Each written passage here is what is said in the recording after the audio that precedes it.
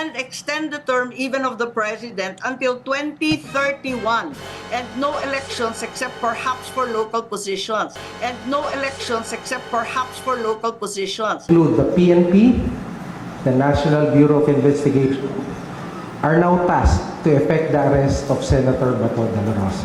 At eto na nga mga kababayan, Amy Marcos, ibinisto ang plano ng kanyang kapatid na Pangulo para manatili sa kanyang pwesto. At syempre dahil dyan term extension, ipinangako sa mga politiko kaya walang mangyayaring halalan.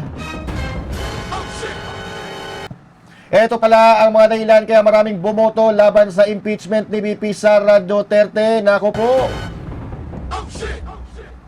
So ito pala ang dahilan ng bring PRRD at The Hague at all cost, impeach Sara at all cost, arrest Bato at all cost, bring Duterte's down at all cost. Abay kung ganyan, masyado silang gahaman. Masyadong gahaman sa kapangyarihan dahil gusto nila pagtakpan ng kanilang kawalangian. Pag-uusapan po natin, lahat lang yan, maya-maya po lamang. Para lagi kang updated. Ako nga pala si Daya ng mga oposisyon sa kasalukuyan ko. At sabi nga, galit na galit ang mga dapungan ng Pangulong Duterte. Kung hindi ka pa nakakapag-subscribe, i-subscribe mo na yan! Okay. At syempre, magandang araw mga banateros at mga kababayan kong Pilipino sa iba't ibang panig ng mundo. Ako po si Master Judea, baka na! Grabe no? Antindi ng pasabog ni Amy Marcos kanina. Napanood po natin na ito pala ang dahilan kung bakit ganito ang nangyayari sa ating bayan. Grabe no? Matindi. Maliban po doon sa mga mali-malitang pera, milyon-milyon na pera na ipinangako sa mga politiko, lalo-lalo na diyan sa mga kongresista, ay may plano pa palang mas malalim. Naku po, oo. Kaya pala ang tatapang ng mga kongresista na bumoto laban or pabor sa impeachment ni VP Sara. Nako, oo. Umiinit na naman po Umiinit na naman ang laban dahil pinaaresto si Senator Bato de la Rosa. Pero ang sistema mga kababayan, itong pag-aresto kay Senator Bato ay isa lamang rekado. Rekado sa tunay na layunin nila sa bansang ito. May malalim palang dahilan ang mga ginagawa nila na siguradong magbibigay ng sobrang galit sa sambayan ng Pilipino dito. So sige, dahil mainit pa rin ang usaping Senator Bato de la Rosa, magbibigay muna tayo ng update dito na nagbigay na po ng direktiba ang DOJ na arestuhin si Senator Bato de la Rosa. Okay, so eto, panoorin po natin ang nagbabagang balita. Ayan na. To confirm, one, the Philippine law enforcement agencies, which would include the PNP, the National Bureau of Investigation, are now tasked to effect the arrest of Senator Bato de la Rosa. Senator Bato is fugitive from justice, and he should be brought to the ICC to face the charges before him. On the matter regarding the Ayan. So, ipinag-utos na po ng Department of Justice sa PNP, sa NBI, na hulihin or arestuhin si Senator Bato de la Rosa at ipinag-utos din na kailangan dalhin sa The Hague. Ay, nako. So, unang-una pa lang naman, noong May 11, noong unang tangkaing pasukin ng Senado at talagang binalak nilang arestuhin si Senator Bato, ay alam na po natin na siya ay dadalhin talaga sa The Hague. Yun naman po ang talagang plano. So, sabi ng Pangulo, hindi naman aarestuhin. So, siguro, pag na-aresto si Bato, hindi tayo ang umaresto. Ang sasabihin nila, ang umaresto ay ICC. So, yan po lang naman. Wala silang pakialam sa Korte Suprema, di ba? Nagmamadali na po sila, mga kababayan. Nagmamadali sila na madala si Bato sa The Hague. Di ba? Ang problema dito, ang nakikita natin, baka alam na nila kung ano ang magiging desisyon ng Korte Suprema. Baka ang ending, ang desisyon ng Korte Suprema ay ipapa-aresto din si Bato de la Rosa. Kaya ngayon, kumikilos na sila ng maaga, baka makatakas pa. Ang tanong natin, wala na bang kapangyarihan ang Korte Suprema sa Pilipinas at nilalaktawan sila ng mga abusado na dapat ay naglilingkod sa ating bayan? Alam niyo mga kababayan, kahit hindi tayo abogado, kahit paano, alam natin yung simpleng proseso kung paano gumagana ang pagpapatupad ng arrest warrant ng National Tribunal o katulad halimbawa ng ICC. Dapat po yan, ang mag-aati dito sa atin ng warrant of arrest ay Interpol at tatanggapin yan sa pakikipagtulungan ng PCTC. So, sino ba yung PCTC na yan? So, PCTC meaning Philippine Center on Transnational Crime, mga kababayan. So, ang simpleng proseso, sa pagkakaalam natin, ay ang magdadala po ng warrant of arrest ng kung sino man Pilipino dito sa Pilipinas ay ang Interpol. Ang Interpol makikipag-ugnayan sa PCTC. Yung PCTC naman makikipag-ugnayan sa National Bureau of Investigation, sa PNP, at sa Immigration. Okay? So, yung mga proseso po na yan ay hindi po nangyari. Kaya nga nagtataka tayo kung bakit gano'n na lang pagmamadali po nila sa paghuli kay Senator Bato de la Rosa.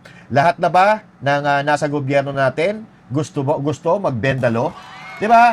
So, anyway mga kababayan, kung ganyan ang trip nila, wala tayong magagawa dahil nasa kanila kapangyarihan na nakakalungkot lang kasi naniniwala pa sila sa mga banyaga kaysa sa kapwa nila Pilipino, lalo na yung mga Pilipino nagsasalita ng mga abogado, dating kawani ng gobyerno, at etong mga veterano na may alam sa batas, international man o lokal, mga babayan. But anyway, I know God always have a plan for Senator Bato de la Rosa. Alam niya naman na si Senator Bato de la Rosa ay nagsilbi sa mga Pilipino ng buong puso. Hindi naman siguro niya hahayaan na may mangyaring masama kay Senator Bato. Kung ano man ang mangyayari, siguro kagustuhan na yan ng ating Panginoon.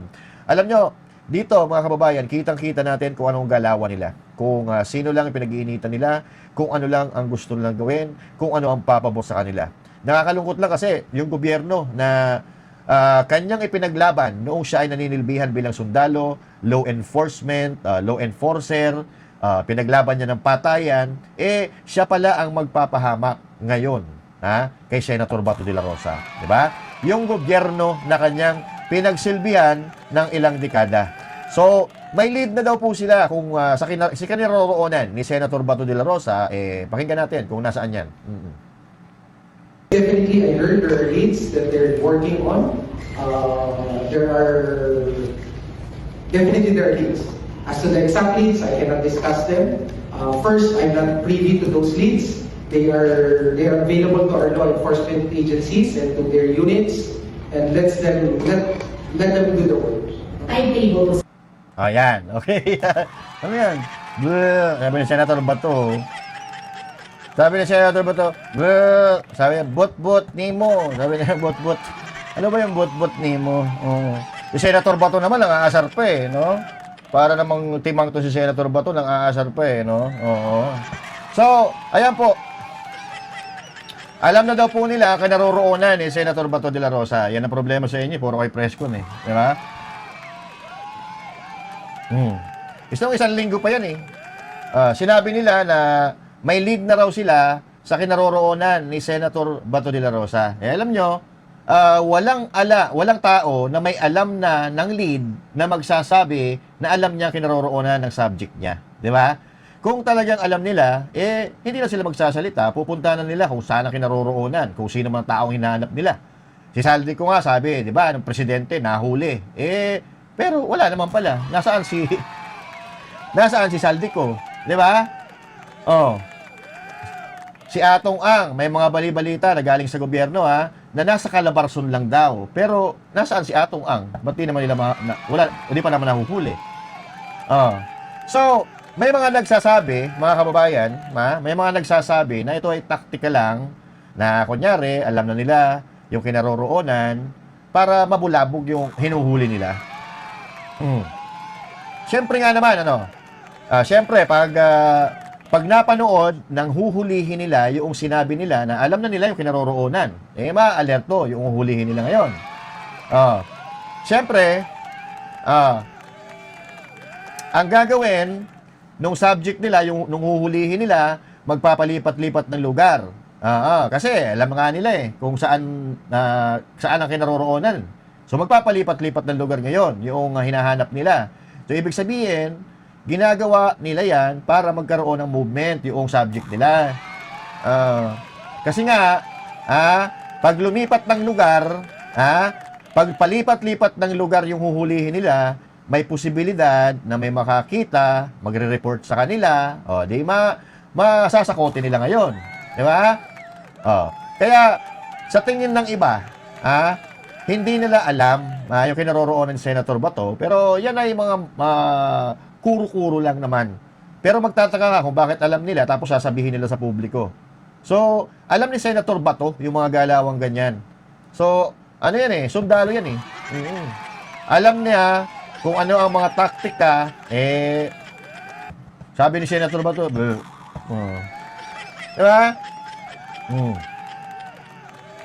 So anyway, punta tayo sa pinaka-main part ng ating kwento ngayong araw na ito. May plano daw di umano ang gobyerno na po pwedeng ikagalit ng mga Pilipino, lalo na yung mga Duterte supporters, mga anti-Marcos, mga galit sa korupsyon, di ba? May interview po kasi kanina, kung saan narinig natin ang tunay na balak ni Marcos Jr. Kaya ang gulo-gulo ng bansa natin ngayon, di ba? Ang gulo-gulo ng bansa.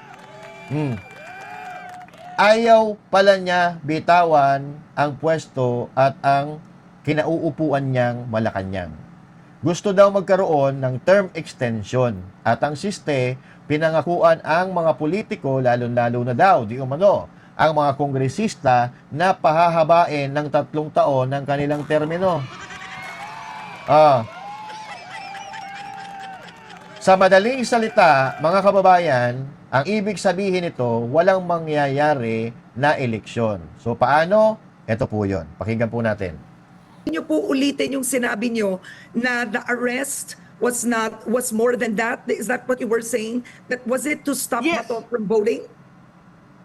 Yes, that's right. It turns out that Bato was only the beginning of the entire story. Yung pala, more importantly, they really wanted to change and get back the leadership of the Senate because there was so much at stake. Nakapusta na pala doon yung CONAS. Kasi ang problema nila, matatalo sa impeachment sa Senado, mananalo pa si VP Sara sa 2028, iditepok na sila. Kaya ang pag pinag-uusapan, ikasa na ang CONAS. Palitan ng konstitusyon, dagdagan ng 3 taon ang mga kasalukuyang kongresista and extend the term even of the president until 2031 and no elections except perhaps for local positions.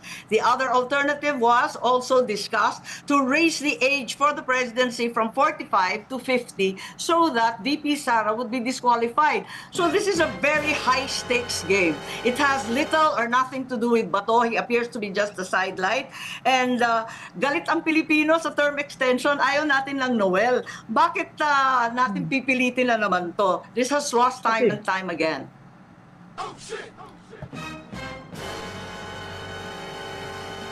So, ayan ang nakakalungkot, mga kababayan. Hindi po tayo ang may sabi niyan. So, ipipilit nila ang CONAS. CONAS, Constitutional Assembly. Yan po ay pagpapalit ng konstitusyon ng Pilipinas. Ang sabi nga ni Amy Marcos, i-extend ng 3 taon ang mga national officials, kasama mga congressman, mga senador, at pati ang presidente ng Pilipinas. 3 taon. So, ibig sabihin, walang mangyayaring eleksyon sa 2028 at magkakaroon ng eleksyon sa 2031. Kapag sinubukan nilang gawin yan, mga kababayan, hanggang 2031, naku po, delikado na hindi na bumaba ang mga yan sa kanilang kinauupuan. Hindi tayo may sabi, si Amy Marcos, kapatid po yan. At kahit papaano, siya po ang may mas maraming alam o posibilidad na may alam sa mga plano ng kapatid niya. Kasi iisang circle sila, iisang pamilya sila. Malalaman at malalaman ni Amy Marcos kung ano ang gagawin or plano ng kapatid niya. At bilang isang kapatid, alam na alam mo kung ano ang galawan ng kapatid mo, hilatsa ng mukha ng kapatid mo, alam mo kung saan patutungo ang kanyang galawan at ang kanyang ginagawa. So kaya pala, ang dami po nilang nakuhang boto dahil sa pangakong walang mangyayaring eleksyon at magkakaroon ng term extension. Baka dyan na magwala ng husto ang taong bayan. Kapag pinigilan nila ang karapatan, pinigilan nila ang halalan. Kaya pala panay ang postpone ng mga eleksyon sa barangay, SK election, di ba? Kasi nagpa-practice na sila. Kasi gagawin pala nila sa national election. At kaya naman pala ang lalakas ng loob ng mga kongresista, lalo-lalo na yung kamanggagamit, ay yung kamanggagawa na magsalita na wala kaming pakialam kung mawala ng boto dahil hindi daw sila natatakot na mawala ng boto. Kaya naman pala kasi alam nila na wala namang mangyayaring botohan. Pero ang tanong ng taong bayan, papayag ba? Papayag ba ang taong bayan na mangyari yan? Baka dyan na magsimula ang tunay na haguluhan dahil may mga tao na hindi nagsasalita ngayon, pinababayaan nila ang mga nangyayari, pero pag karapatang pantao na ang kanilang pinakialaman, ibang usapan na yan. So ituloy po natin si Amy Marcos. Go ahead. All right, but Senator, these are very serious accusations, even against the president. I just want to ask you, who is your source? Where did you get this information regarding the CONAS plan? Kasi napakadetalyado po ng sinabi ninyo. Baka maakusahan kayo ng Malacanang na chismis to, nag-iimbento kayo ng kwento. Who is your source on this, Senator? Yes, one of the guys who was there, pinagmamalaki nila, pinag-uusapan, at it was relayed to so many congressmen. If you recall, before the vote on the impeachment, 3 yung incentive package. 20 million in cash, 200 million, 250 pa in hard or infrastructure DPWH project. Malamang may flood control pa yan para matindi ang kickback. Ikatlo, don't worry about the churches, don't worry about Visayas, Mindanao, and the DDS because there will be no election. Doon na po, mga kababayan. Doon tayo nalungkot. Huwag daw mag-alala sa mga simbahan, Iglesia ni Cristo. Yun naman tinutukoy nila, KOJC, di ba? Huwag mag-alala sa Luzon, sa Visayas at sa Mindanao. Huwag kayong matakot. Siguro ganun ang pagkakasabi kasi walang mangyayaring eleksyon. At kapalit na mali-maleta na yan, ng mga proyekto na yan, ay magkakaroon pa kayo ng 3 taong extension. Yun siguro ang ipinangako ng gobyerno sa mga politiko, kaya ayun, halos handa sila makipagpatayan para ma-impeach nila si BP Sara. At ang nakakaano pa dito, pag pinalitan ang konstitusyon ng Pilipinas, babaguhin daw nila. Itataas sa 50 years old ang mga kakandidato sa pagkapangulo para hindi makatakbo si BP Sara Duterte. Kasi si BP Sara Duterte, if I'm not mistaken, is 47 or 48. So pag pinalitan nila yan ng 50, syempre, hindi makakatakbo si BP Sara. Yun ang problema. Ganon kadumi ang laro nila sa politika, mga kababayan. Wala silang pakialam sa sasabihin ng taong bayan para lang mapagtakpan ang kanilang katarantaduhan. Kasi ano sabi ni BP Sara? Ang sabi ni BP Sara Duterte, hindi po pwedeng walang managot. Yun ang pinaghuhugutan nila. Kaya gagawin nila ang lahat para hindi makatakbo si BP Sara. Diba?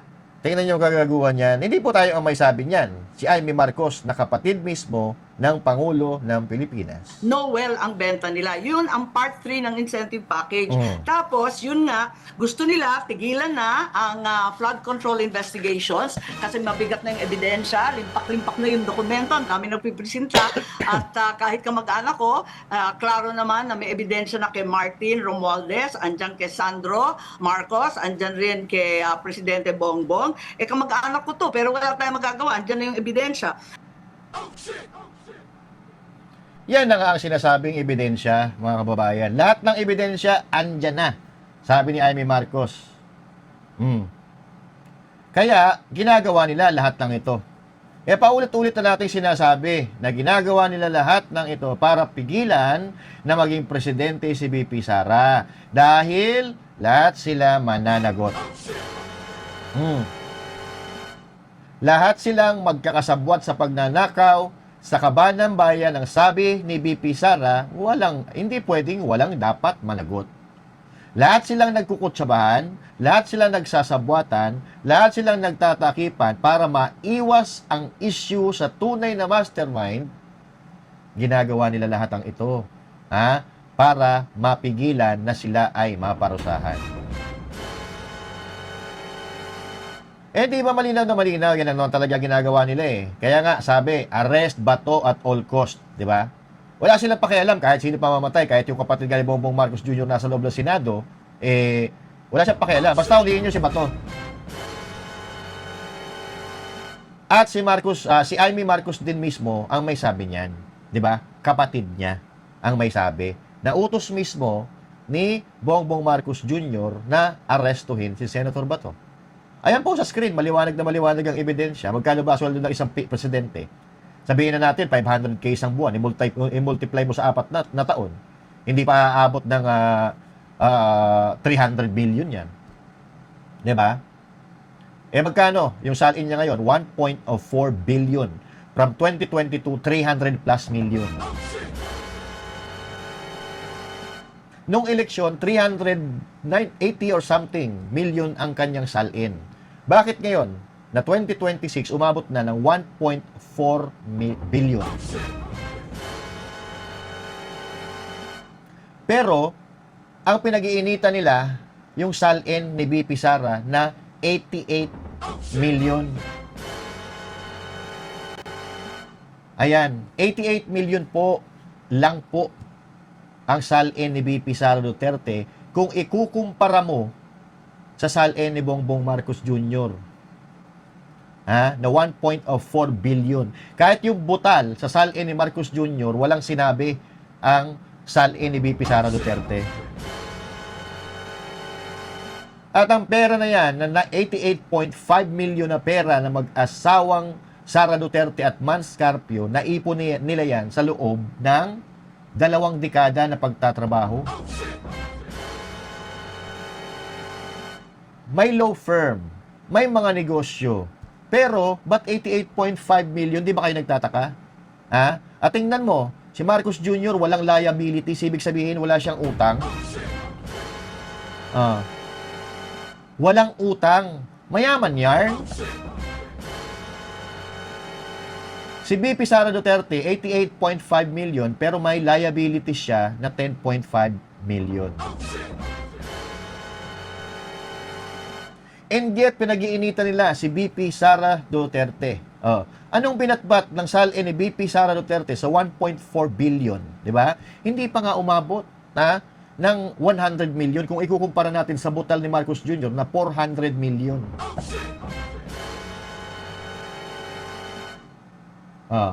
So, hindi ba tayo nagtataka? Pero si Marcos Jr. walang nag-iimbestiga. Tangin ang buhay to. Naglulukuhan po tayo, mga kababayan. So, ituloy po natin ang waswas at pagsisiwalat ni Amy Marcos. Pagkatapos, Tapos yung pinag-uusapan, yung budget na, because July 2027 budget already, and then 2028, alam natin, that's the election budget. And it was assured to the congressman, this will also be the CONAS budget. Nako. We are going to change the constitution, and yun ang gagawin. Magkakaroon ng CONAS na kasalukuyang inuutos. Ayan, at linuluto lang ng maigi. But Senator, I mean, your credibility is at stake here. You're actually accusing the president of wanting to stay longer in power, which was, I mean, forgive me for saying this, but the very problem that was with your own father, your late father, of wanting to stay in office for a much longer time than he was meant to stay in office. You are throwing that same accusation on your brother.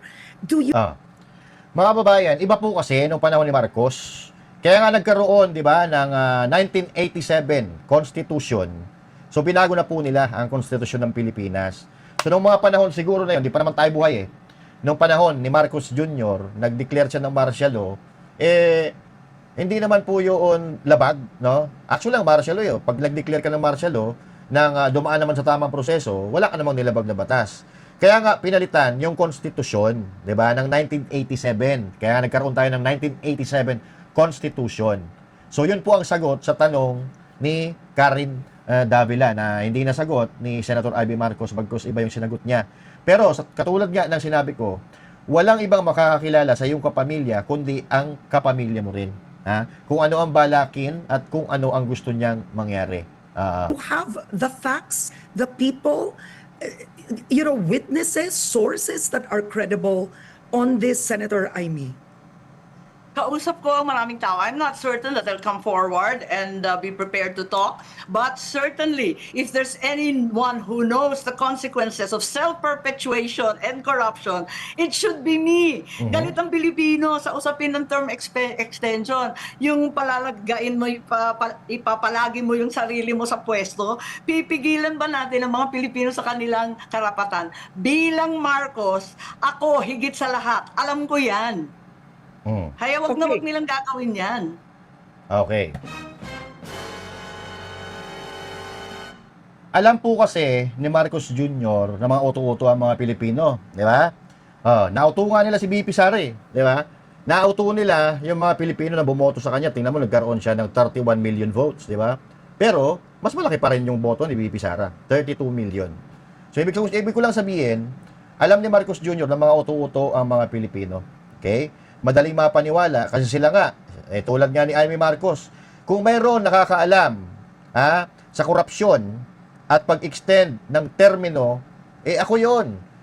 Kasi buhay na ako noon, nung in-extend ng tatay ko yung kanyang termino at nakasama yon sa mga Pilipino. Diba? Kaya nga nagkagulo Kaya nga nagkaroon ng EDSA Revolution, diba? Dahil sa pag-extend na yon. Dahil sa kaswapangan sa kapangyarihan, nagkaroon tayo ng people power diyan sa EDSA. Hindi ho ba? Tapos ngayon, uulitin ulit nila. Kasi, ang plataforma ni Marcos Jr. na sinuportahan naman ni Amy Marcos nung kandidatura ng kapatid niya na, ano sabi? Ibabangon, lilinisin nila ang pangalan ng kanilang pamilya. So, totoo naman, nilinis ni Marcos Jr. ang pangalan ng tatay niya. So, ibig sabihin, tinalo niya yung tatay niya. Biruin mo, trillions of pesos ang nawala sa kaban ng bayan, and that happened during the Marcos Jr. Administration, Marcos Jr. Watch. Kung yung tatay niya umabot sa billion pesos yung nawala sa kaban ng bayan, siya ngayon, sa kanyang pamumuno ngayon, trillions of pesos. Saan napunta yon? Yung nawawalang pera, malamang sa alamang, 'di ba? Yung mga malalapit sa kanila, nagsilobohan yung kanilang mga salin. Lalong-lalo na yung mga kongresista, si Martin Romualdez, 'di ba? O, sino yung mga barkada, mga tropa? Sila Saldico, yung mga tropa ni Martin Romualdez, di ba? From millions of pesos, hundreds of millions, ang salin nila after 2025 ay umabot ng billions na. So, ganyan po kalala, mga kababayan. Sa bagay, tama naman, nilinis yung pangalan ng kanyang pamilya, ng tatay niya, pero, sinobrahan niya. Brinake niya yung record ng tatay niya, so wala na yung tatay niya eh. Kumbaga, tay, daddy, father, panis ka sa akin. Ganon po ang nangyari. At yan, mga kababayan, kung kayo, papayag kayo ng ganito, nasa sa inyo na yan. Kung tatanggalin nila ang karapatan ng mga Pilipino dahil gusto lang nilang pagtakpan yung kanilang pagnanakaw, nasa inyo na po yun. Okay? Lalo-lalo na yung mga kakamping, kayang-kaya nilang lunukin yan. Kayang-kaya nilang lunukin, kahit mawala ng eleksyon, okay lang yan. Oo. Basta ang importante, hindi makaupo ng presidente ulit ang mga Duterte. Well, kayang-kayang lunukin na mga kakamping yan, mga loyalista nga yan, kayang-kaya nilang lunukin yan. Wala silang pakialam dyan. Basta, kung ano yung alam nila na hindi magpapaupo kay Sara, hindi magpapanalo kay Sara, yun ang gagawin nila. Anong ibig sabihin nun? Wala silang pakialam sa inyo. Wala silang pakialam sa Pilipino. Ang importante sa kanila, hindi makaupo si Sara. yun lang naman ang gusto nila.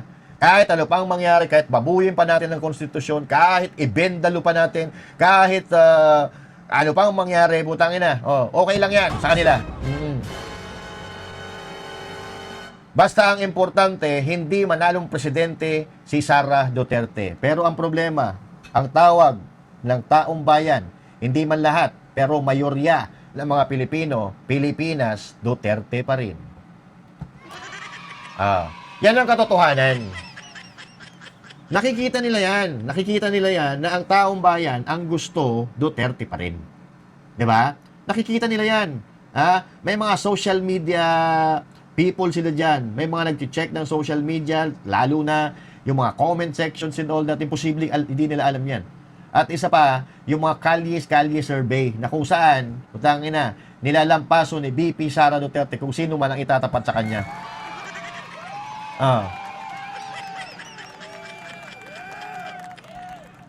So, yung lakas ni BP Sara Duterte, tinatapatan nila ng propaganda. May lumabas na bagong survey, di ba?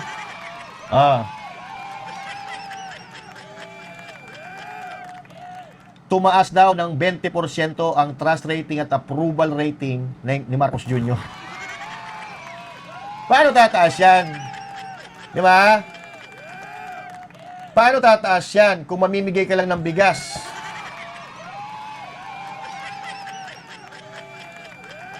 Paano tataas yan kung yung mga nagnakaw, hindi mo pa nga nakakasuhan?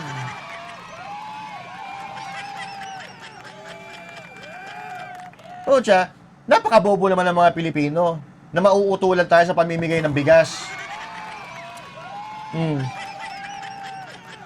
Namigay lang ng bigas, Namigay lang ng bigas, tumaas na yung approval tsaka trust rating. Nakalimutan na natin yung trillion piso na nawala sa atin. Diyos ko naman. Huwag nga tayong bobo, di ba? So, ginagawa, hindi naman gawa ng presidente pamimigay ng bigas. The president should do more than that, di ba? Puti pamimigay bigas. Ako nga, namimigay ng bigas noong pandemic eh.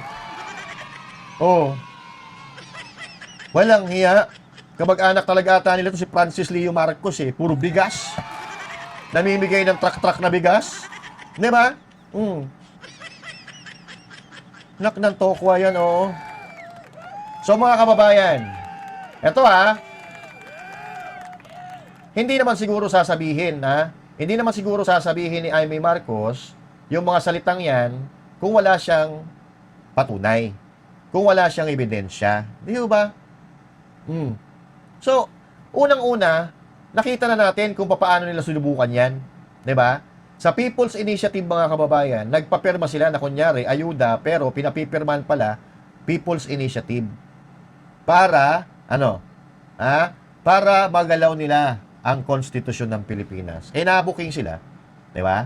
Nabuking sila. Doon pa lang, yun ang pinakauna nilang hakbang para maisakatuparan ng kanilang kalukuhan na manatili sa kanilang kinauupuan. Pero ngayon, mga kababayan, nakita nila na hindi uubra, gagawa sila ng ibang bagay. Con us. Walang eleksyon, kinasabwat ang mga politiko, para, ayun, papaburga naman yan sa mga politiko na may extend sila ng 3 years, hindi ho ba? May extend ka ng 3 years, ayaw mo pa?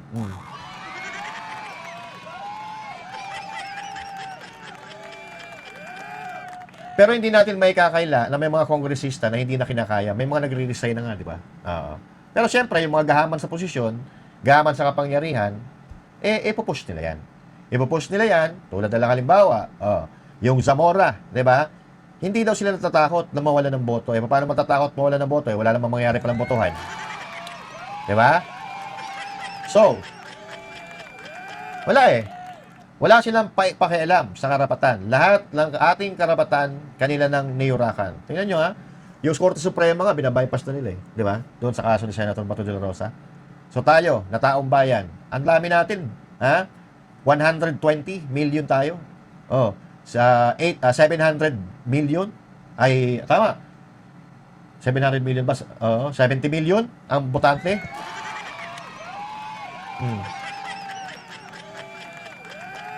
Sabihin na natin, 120 as of now, 100 million na lang ang Pilipino na kumontra dito.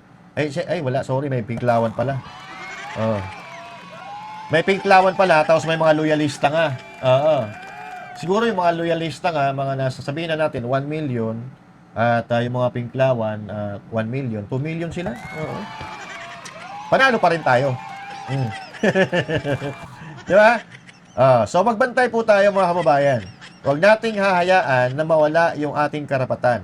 Sa isang demokrasyang bansa, yung karapatan na lang po natin ang ating kinakapitan. Huwag na po natin silang hayaan na tayo po ay paglapastanganan. Now, kung mayroon po kayo, kung mayroon po kayong opinion dito sa napag-usapan natin ngayon, i-comment nyo dyan sa comment section. Pag-usapan po natin yan sa ating susunod na talakayan. Pero nakikita ko galit na galit na ang taong bayan. At alam na alam po nila yan, yung galit ng taong bayan. Kaya gumagawa sila ng iba't ibang paraan para maisakatuparan ang kanilang mga kagustuhan sa kanilang pansariling kapakanan. Okay?